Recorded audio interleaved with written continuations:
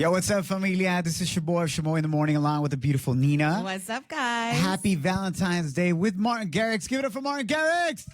Yo, I love it. Live from our Adorama Live Theater and our StubHub stage. Welcome, my brother. Thanks for having me. Thank you for rocking a little bit of red for Valentine's Day. I see you. Did. I see you. I didn't do it on purpose, but yeah, I totally did. In Holland, do you guys celebrate Valentine's Day? Yeah, of course. Is that a big thing? It's a big thing. Cool too. Have a lot of people asked you to be their Valentine today? Nobody. Wow. No, but I have a crazy press day, so we're doing only interviews today, and it's okay. And then later tonight I'll be on the flight.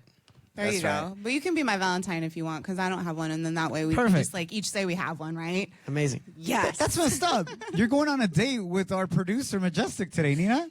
Did you see what she just did? Everybody relax. How do you say I love you in Dutch? Ik hou van je. Ik hou van jou. Ik hou van je. Yeah, that's close. That's Ik hou van je. I love it. I There love it you is. in all of the languages. My man, congratulations, first and foremost, on your entire career. You're only 20 years of age, but I mean, you got 2016 MTV European Music Awards for Best World Stage Performer, Best Electronic Act, and DJ Magazine's Top DJ in the World. And you're the youngest to ever receive that. Now, what was that moment like when you received that award, especially being up there with Tiesto, who's a mentor of yours? It was crazy, very weird. Yeah, I just remember being there, and it all felt like it didn't feel real, Like almost. surreal, yeah. And also I got the award from Chesto, and I started making music because of Chesto. I fell in love with electronic music because I saw Chesto, and I heard his music in 2004. So then to get the award from him, I don't know, it felt very unreal. Well, I'm super thankful for all the support, and also that the fans voted me into that position. You basically kicked off your love for music. We were doing some research. Was it around like 8 years old with the guitar? Can you tell us a little bit about that journey from 8 to 17 when you come out with Animals, which was humongous? You know what I'm saying? But can you tell us the journey in between 8 and 17 in a recap? What went down? I started playing the guitar when I was like around 8 years old, and I played like flamenco and like Spanish guitar. Oh, that's awesome. Yeah, and then at one point I started like writing songs on my guitar, and I was very lazy, and I wanted to play my songs to my parents and to family, but then every time I had to grab my guitar. So I did some research and found this program that I could put my guitar melodies in the computer with, and at the same time I fell in love with. I heard electronic music, and I had this program that I could make music with.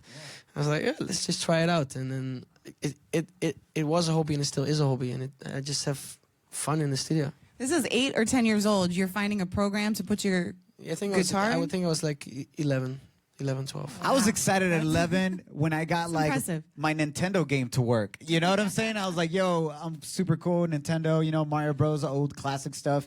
Now, once you're doing that and you're figuring this out, how do you get discovered to go to the main stage? I think a lot of people that are watching this right now, that are listening to this, you know, they're involved in being DJs, but a lot of people are loving EDM more than ever before.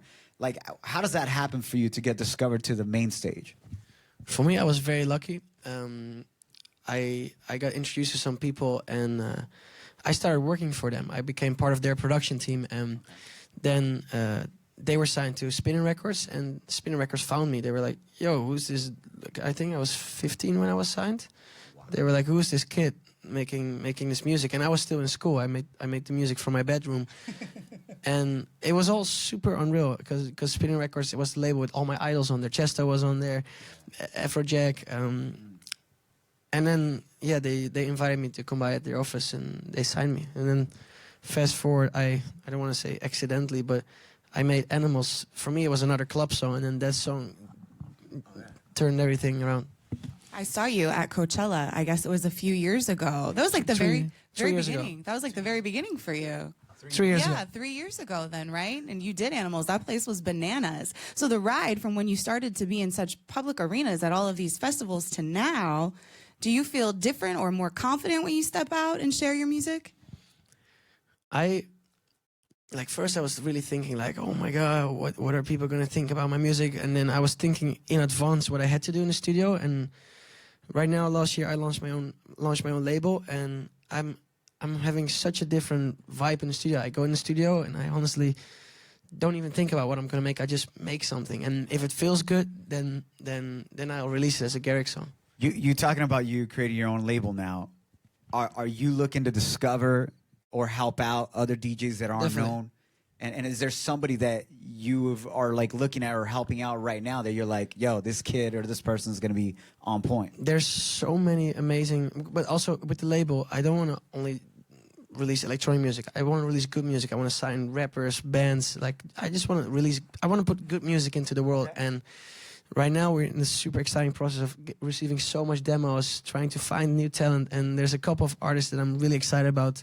One of them is Justin Milo. Another one is See Me Counting Stacks. He's two amazing producers and amazing people as well. And I can't wait till the world hears more of their stuff. And that's awesome because we've seen kind of.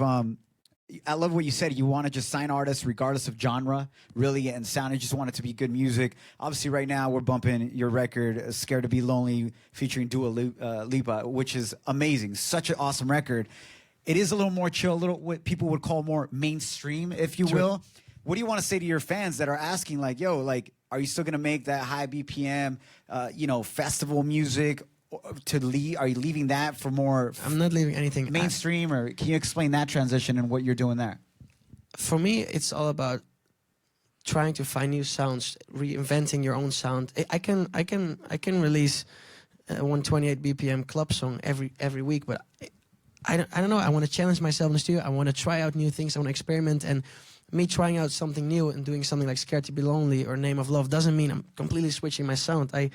Like in October, I just released 7 like very aggressive 128 BPM house songs, and I've got Ultra coming up, I've got Coachella coming up, and I'm gonna also play a lot of old sounding Martin Garrix stuff. But it's a weird situation because then I release a house song 1 year ago, and they're like, "Oh, same repetitive, boring stuff. Do something new, be refreshing." And I do something new, and they're like, "We missed the old Martin Garrix," and I'm like, "Wait, what do you guys want me to do?"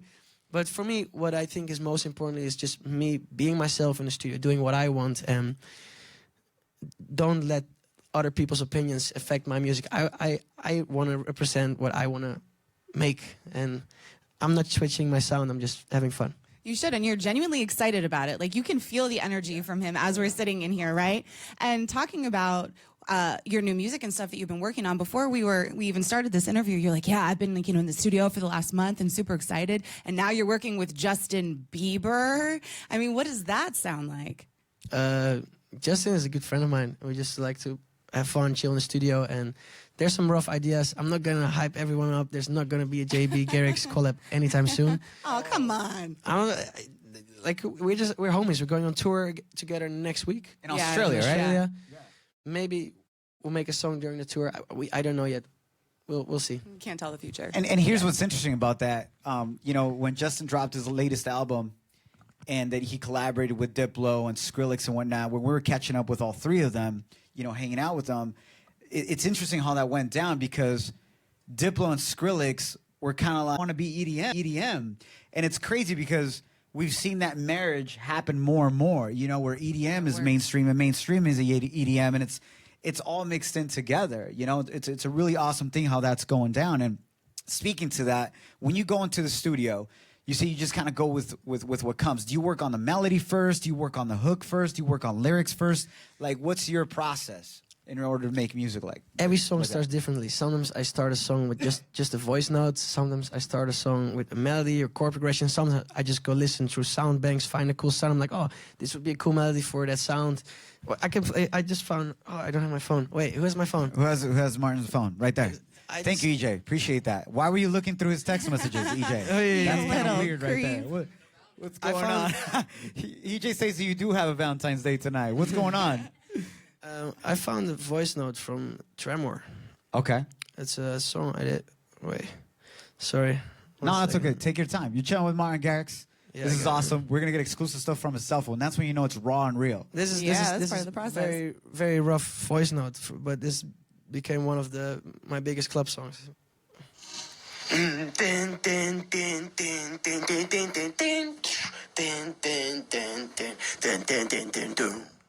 a voice note, but yeah, it's very.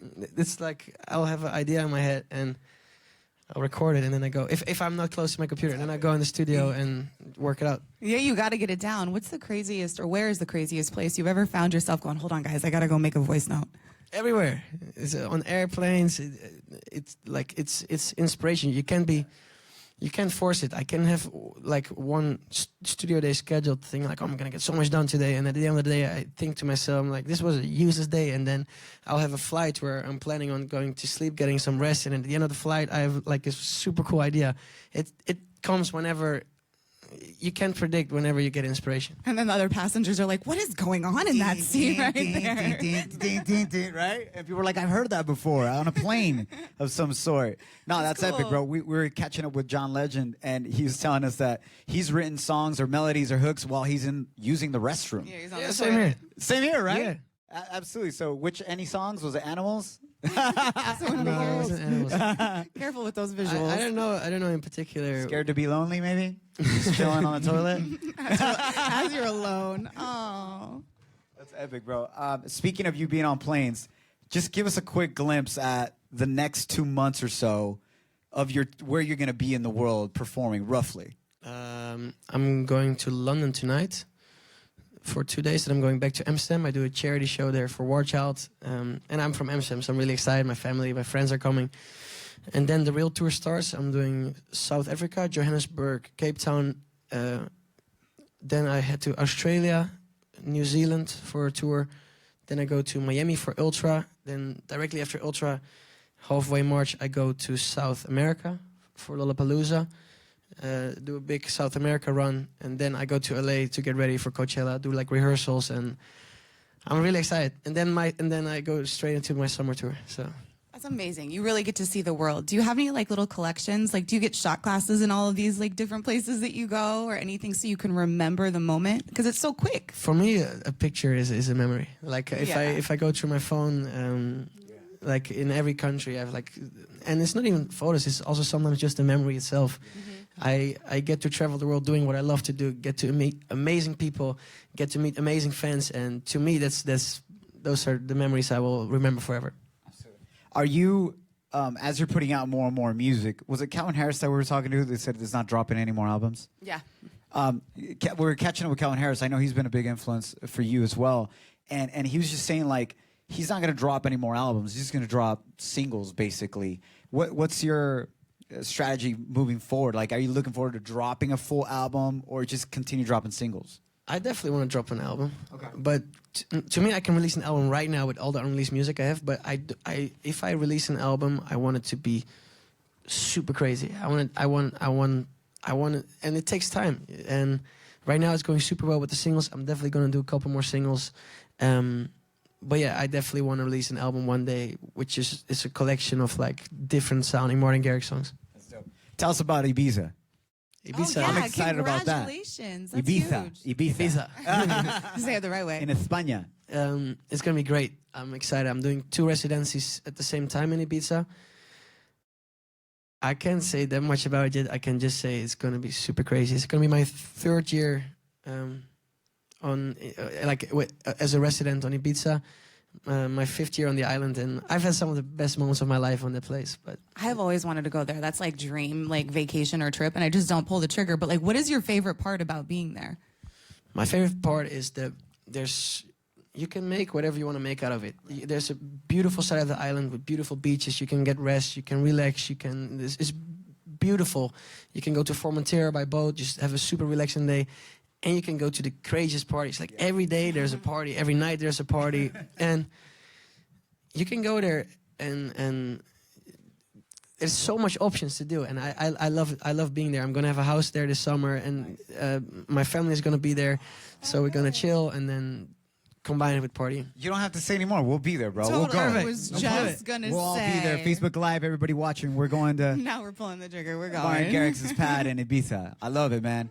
What do your parents say about this journey, bro? Because I think so many times, especially nowadays, right? Like, I don't know, a kid is 12, 14, 15, or even older and is in their room trying to make music, and their parents are like, yo, when are you going to get like a real job? When are you going to do something for real? You know what I'm saying? Like, have your parents been supportive the entire time? What's that been like? My parents have been supportive since day one because they see and they saw and they still see how much fun I have being in the studio, making music, DJing, and they've been super supportive, and they still are. My father right now helps me a lot with financial stuff. He also oversees everything. He's the guy who's like, guys, this tour is too hard. Give him some rest days. Right. But yeah, they're amazing, and whenever they can, because they've got their own jobs. But whenever they can, they join me. I'm gonna bring my mom to Ultra in Miami, and then That's amazing. Yes. then my Did she love your music? Did she like your music? Did she get down? she turns up. She goes crazy. Yeah, it's funny. Coolest mom ever. Yeah, bro. Yeah. What's been the most rewarding thing for you, giving back to your parents or your family through this journey that meant a lot to be able to do for them? Just seeing them happy makes me super happy. And then proud of you. Yeah, and I don't know. I 3 years ago I brought them to Coachella, and that was one of the craziest shows I've ever done. And just their like afterwards, after the show, I came backstage. I saw them. It was. I love seeing them happy because that's what makes me super happy. That's epic, bro. Speaking of all this world tour and all the places you're gonna go, is there still a stage, a city that you need to go that you have yet to go and perform that you want to conquer? There's definitely some stops on the tour coming up that I haven't been yet. I really want to go to Israel very soon because I've never been there and I've only heard amazing stories. You think about hitting up Tel Aviv? Yeah, That's epic. It's a unreal place for electronic music. There's some stops in South America that I haven't visited yet. There's a lot of things I still want to do, but I'm 20. There's a lot more time. He's like, remember, I'm 20, yo. Like, I'm gonna retire next year, but I'm still I'm not It's just gonna the retire. beginning. And you're such a happy person I love with it. so much energy. Like I Most strict. It's strict. It's so strict. wow. In Holland, what's the drinking age in Holland? They, 12? They just moved it. No, the official legal age to drink was 16 16. when I grew up, and then they moved it to 18 when I was 18. So I was just in time. Yeah, so you still made it. And my sister was 2 years younger. So then when she turned 16, they just moved it to 18. So she was got pissed. She was like, "What?" Just moved it away. Yeah. Oh, man. I was always wondered that. You know what I'm saying? Like, no, sorry, you can't get it. He's like, yo, bro, my face is on the Yeah. freaking billboard outside, you know? They're doing their job, and I Of course. understand it. Yeah, of course. Tell us about, musically speaking, singles that are coming up or collaborations that are coming up that you're really excited for 2017 before we wrap up. What are you stoked about? I have so much unreleased music. It's crazy. I just had a month off in the studio, as I said, and I just had fun. I have this whole new project I'm working on. There's a lot of new Garrix stuff coming up. I'm working on the follow-up for Scared to Be Lonely. I've got a bunch of club Garrix 128 BPM house records coming up that I'm going to play at Ultra, Coachella. I'm going to use those two shows as like... no, not only those two shows. I'm going to use the next bunch of shows, the next tour, to test out new music, go back in the studio, polish it, test out the newer version, and if I get a good response, I'll release it. What artists do you want to do a collab with that would be like heaven for you? I loved working with BB Rexa and Dua Lipa because to me those are two artists which are crushing it right now. They have such a unique voice. I love 21 Pilots. Their vibe is super cool. Pharrell, Unreal. There's a lot of names that I would love to work with one day. Remember, how he's do- only 20. He can work with all of them. Yeah, right? How do you make that happen, though? Like, is it a text message? Is it a tweet? I know Steve Aoki and Tomlinson. Louis Tomlinson. Louis Tomlinson just connected. Louis was in Vegas and like literally tweeted at Steve Aoki like, "Yo, let's hook up while he's drunk and we should make a song together." But like, and then that's how they connected. How do you connect with people in that sense? Is it a text message? Is it Twitter? Is it DM? Sometimes it's a FaceTime, sometimes it's a text message, sometimes it's a DM, sometimes you'll, like, as you said, sometimes you're out, you meet someone, you're like, "Hey, let's go make music." "Yeah, cool, sure, let's do it. Yes, it's fun. And sometimes also, like with Dua Lipa, I told the label that I'm absolutely in love with her and her voice, and they said, "Yo, we could try it. Let's send," like, and I had this rough demo, send it to her. She was like, "Oh, I love this," and then it started very, like, every song starts in a different way. Well, thank you, man. I appreciate you coming through. We all appreciate your positive vibe, and your genuine love for the music and what you do. And you know, there's so many times when you hear somebody's music and you're like, why do I love their music so much? And you kind of ask yourself that, and then you meet them in person, you're like, Oh, I yo, get it comes from a great human being with positive vibes like yourself, my man, and super humble, super chill, and we appreciate that, man. Thanks for everything. No, absolutely. Blessings to you. There is one more thing we want to do. There's a challenge we do here. So far, DJ Snake has the record, and that's juggling the soccer ball I'm so bad in that. 9 times. Don't worry, you're going to beat Stevie Aoki. Stevie Aoki only did 2. Yeah, I was I'm gonna say. surprised if I make it to 2. I I'm believe in horrible you. that. Where's the You soccer were ball? doing it I got you. earlier, I got got you. warmed up. All right, I need to hide. Last time I almost Yeah, got hit in watch the out. head. Watch out for the TVs, everything. Yeah, no, Watch it's all out for good. the Cover. lights. Everybody protect yourselves. No, it's gonna be Protect- bad. It's yeah. gonna go viral. I'm gonna look like Nah, an you're good. idiot. You're good. No, Come you're not over going to here. look like an idiot. You're already Come over being here more. fancy Yeah, feet. thank you. Want me to hold your mic, or you good?